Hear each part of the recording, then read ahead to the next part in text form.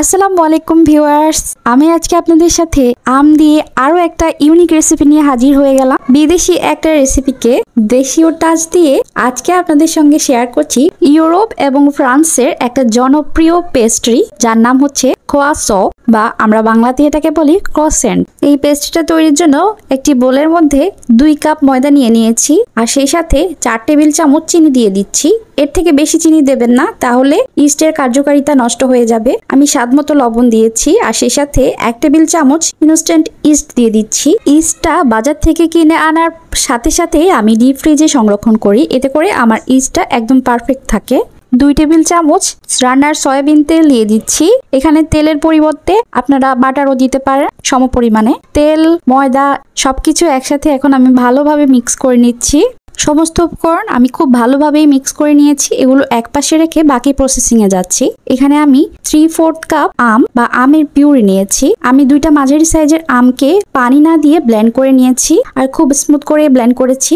আর এই পিউরিটা একটু জাল করে নিচ্ছি। পিউরিটা আমি লো ফ্লেমে 2-3 মিনিট জাল করে নিয়েছি। এখন আমি আমের পিউরিটাকে কিছুটা ঠান্ডা করে নেব, একেবারে ঠান্ডা না, মৃদু গরম করে নেব।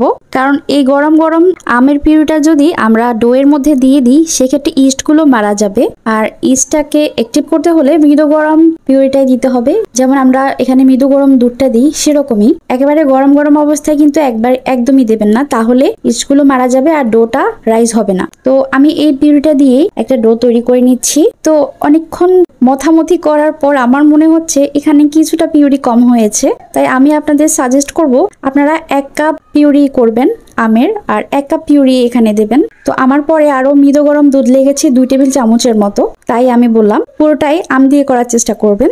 আমি ডোটা মথে নিয়েছি, একেবারে শক্ত না আবার একেবারে নরমও না, এরকম একটা ডো তৈরি করে নিয়েছি। তো এটা আমি কিছুক্ষণ রেস্ট দেব, প্রায় 15 মিনিট মতো আমি এটা ঢেকে রেখে দেব। আর তার জন্য উপরে একটু তেল ব্রাশ করে দিচ্ছি যাতে ড্রাই হয়ে না যায়। এই ডো এর মধ্যে চিনির পরিমাণটা কিছুটা কম দেওয়ার চেষ্টা করবেন সব সময়, কারণ অতিরিক্ত চিনি দিয়ে দিলে ইস্টগুলো চিনি খেয়ে পেট ভরে নেবে আর ওদের কাজ করবে না। মানে ওদের যা চিনি প্রয়োজন তা যদি ওরা পেয়ে যায় তাহলে আর ডোটা ওরা খাই কি করবে বলেন। তাই তাদের সামান্য চিনি দিয়ে জাগিয়ে দেবেন যাতে ওরা কাজ শুরু করে। আর একটু জাগিয়ে দিলে ডো এর মধ্যে যে চিনি আছে সেগুলো তারা খেয়ে ফেলবে এবং ডোটা ওজন কমে ফুলে যাবে। তো আমি এটা 15 মিনিট রেস্টে দিয়েছি, তবে আপনাদের হাতে সময় থাকলে আপনারা এটা আধা ঘন্টা বা 1 ঘন্টার জন্য রেস্টে রাখবেন, তাহলে এটা দ্বিগুণ হয়ে যাবে। তো আমার কাছে একদমই সময় নেই, আমি 15 মিনিট পরে এটা আরেকটু মথে আমি সাথে সাথে তৈরি করে নেব। আমি আজকে আমের পেস্ট্রিটা একটু ক্রিস্পি করে তৈরি করতে চাচ্ছি, তো আমি এটা কিছু শেপে ডিভাইড করে নিচ্ছি। ছোট ছোট করে তৈরি করব, তবে আপনারা যদি বড় করে তৈরি করতে চান সেক্ষেত্রে আরেকটু বড় বড় রাখবেন বানগুলো। আর বানগুলো কিভাবে তৈরি করতে হবে ভিডিও দেখে হয়তোবা বুঝতে পারছেন, আর যদি না বুঝে থাকেন তাহলে আরেকটু টেনে নেবেন। এখন আমি ডোগুলো ঢেকে রেখেছি যাতে ড্রাই হয়ে না যায়। আর একটা ডো দিয়ে আমি এভাবে করে রুটি তৈরি করে নিচ্ছি, আর এভাবে করে পরপর সবগুলো ডো দিয়ে আমি পাতলা পাতলা রুটি তৈরি করে নেব। এখন রুটিগুলো অনেক বেশি বড় করার প্রয়োজন নেই, কারণ এটা আমরা পরে আবার বেলবো, তখন আরো পাতলা হবে। তাই এখন মোটামুটি রুটির মতো করে তৈরি করব আমাদের রেগুলার রুটির সাইজে। তো এটা অবশ্য রেগুলার রুটির সাইজ না, এটা একটু বড়ই হয়ে গেছে। যাই হোক, আমি সবগুলো তৈরি করে নিয়েছি। আর রুটিগুলো তৈরি করার পর চেষ্টা করবেন একটু ঢেকে রাখতে, নয়তো এগুলা ইস্ট দেওয়ার কারণে খুব তাড়াতাড়ি ড্রাই হয়ে যায়। এখানে আমি 4 টেবিল চামচ সয়াবিন তেলের সাথে 2 টেবিল চামচ ময়দা মিশিয়ে নিয়েছি আর একটা পেস্ট তৈরি করে নিয়েছি। আর সেই পেস্টটা একটা রুটির উপর এভাবে করে অ্যাপ্লাই করে দিচ্ছি। একটু বেশি করে করে দেবেন। এভাবে করে আরেকটা রুটি দিয়ে দিলাম এবং রুটির উপর আবার এভাবে করে এই পেস্টটা ব্রাশ করে নিচ্ছি। এখানে আপনারা বাটারটাও দিতে পারেন। বিদেশি বা ফ্রান্সে এটা কিন্তু এভাবে মানে বাটার দিয়ে তৈরি করে, অথবা হাতের কাছে ঘি থাকলে সেটা দিয়েও তৈরি করতে পারেন। কিন্তু আমি আমাদের যেহেতু দেশীয় জোগাড়ে করছি তাই দেশীয় স্টাইলে আপনাদের সাথে শেয়ার করছি। আর এই সবগুলো রুটি অ্যাসেম্বল করার পর উপরের পাশে কিন্তু পেস্টটা অ্যাপ্লাই করার প্রয়োজন নেই। আর এটা চেষ্টা করবেন 10 থেকে 15 মিনিট বা আধা ঘন্টা রেস্টে রাখতে। তো আমি মোটামুটি একটু মোটা করেই রুটিটা বেলে নিয়েছি, এরপর কেটে নিচ্ছি।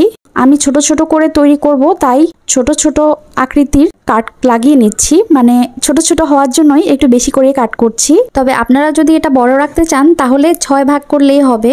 এই ক্রোসেন্টটা আরেকটু পাতলা করতে হবে, তাই আমি একটা নিয়ে নিয়েছি আর এটাকে বেলে নিচ্ছি আবার, কারণ ওটা যদি পুরো ওখানে বেলতে যাই তাহলে আমার পুরো টেবিল লেগে যাবে। তাই আমি এটা খুলে খুলে আলাদা আলাদা ভাবে বেলে নিয়েছি। আর শেপটা কিভাবে দিতে হবে হয়তোবা দেখেই বুঝতে পেরেছেন।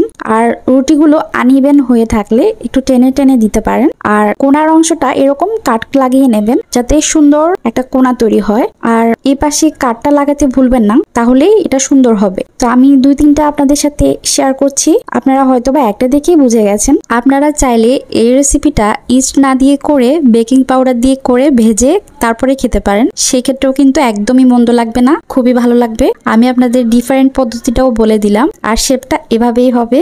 এই পেস্ট্রিটা তৈরি করার পর ঢেকে আধা ঘন্টা থেকে 1 ঘন্টা রেখে দেবেন, তাহলে এটা ফুলে দ্বিগুণ হয়ে যাবে। কিন্তু আমি বলেছি আমি আজকে এটা ক্রিস্পি করে তৈরি করব, তাই আমি সাথে সাথেই এটা বেক করে নেব। তবে আপনারা চাইলে এই পদ্ধতিতে তৈরি করেও কিন্তু এটা ফ্রাই করতে পারেন তেলের মধ্যে, তবে এটা বেক করলেই সবচাইতে ভালো হয়। তো এই অবস্থায় রেখে দেবেন কিছু দিয়ে ঢেকে, তাহলেই এটা অনেকটাই ফুলে একেবারে এই মোলটা ভরে যাবে।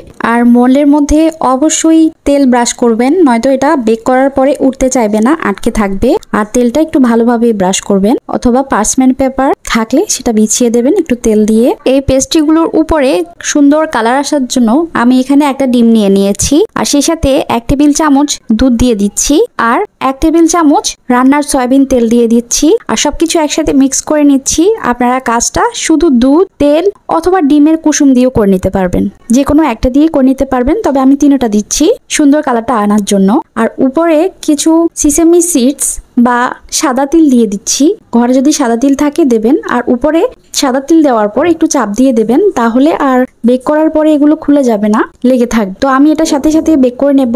তবে আপনাদের হাতে সময় থাকলে বা আপনারা যদি এই ক্রোসেন্টটা একটু নরম করতে চান, তাহলে অবশ্যই এটা ফোলার জন্য সময় দিতে হবে আধা ঘন্টা বা 1 ঘন্টা। কিন্তু আমি এটা সাথে সাথে করে নিচ্ছি, তাই এটা আমি 20 মিনিট একটা প্রিহিটেড প্যানের মধ্যে বেক করে নেব 20 মিনিটের জন্য। বাকিটাও আমি আরেকটা হাঁড়িতে দিয়ে দিয়েছি। আমি যদি এটা ওভেনে করতে যাই তাহলে দেখা যাবে বিদ্যুৎই চলে গেছে। তবে আপনারা যদি ওভেনে করতে চান সেক্ষেত্রে 180 ডিগ্রি সেলসিয়াসে প্রথমে 10 মিনিট ওভেনটা প্রিহিট করে নেবেন, এরপরে 25 মিনিট এটা বেক করে নেবেন উপরের হিট আর নিচের হিট অন করে। যখন উপরে কালার আসবে তখন অবশ্যই উপরের হিটটা বন্ধ করে দেবেন আর নিচের হিটটা দিয়ে রাখবেন যতক্ষণ পর্যন্ত না 25 মিনিট হচ্ছে না, নয়তো কিন্তু ভেতর থেকে কাঁচা থেকে যাবে। তো দেখতে পাচ্ছেন এগুলো যখন পুরোপুরি বেক হয়ে গেছে 20 মিনিট, তখন আমি চুলার জালটা বাড়িয়ে দিয়েছি আর বাড়িয়ে দিয়ে উপরে কালার করে নিয়েছি 5 মিনিট ঢেকে রেখে, তাই এরকম সুন্দর কালার এসেছে। আর এটার উপরে লেয়ারটা একটু নরম হওয়ার জন্য আমি তেল ব্রাশ করে দিচ্ছি।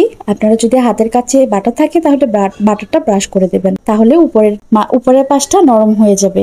আর এটা কিছুক্ষণ কোনো ভেজা কাপড় দিয়ে ঢেকে রাখবেন, অথবা প্লাস্টিক র্যাপার দিয়ে ঢেকে রাখবেন, যাতে এর ভেতরে গরম বাতাসটা এর ভেতরেই থাকে আর এটা ড্রাই হয়ে না যায়। ক্রিস্পি হয়েছে আর খেতে আলহামদুলিল্লাহ অনেক মজা ছিল।